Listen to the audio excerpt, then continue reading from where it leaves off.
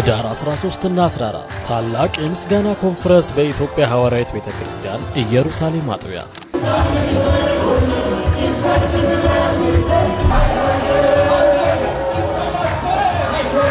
በዕለቱ የእግዚአብሔር ቃል በታላቅ ኃይልና ጸጋ ይሰበካል። የግል ዘማሪያን ተገኝተው በዜማ ኢየሱስን ያወድሳሉ። መዘምራንም ለኢየሱስ ክብር መዝሙር ያቀርባሉ።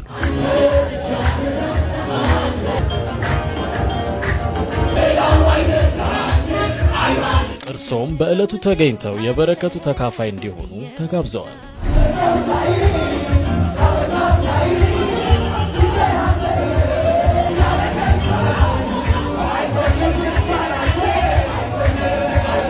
አድራሻ ጀሙ 3 አደባባይ ወደ ኃይሌ ጋርመንት በሚወስደው መንገድ በስተግራ ገባ ብሎ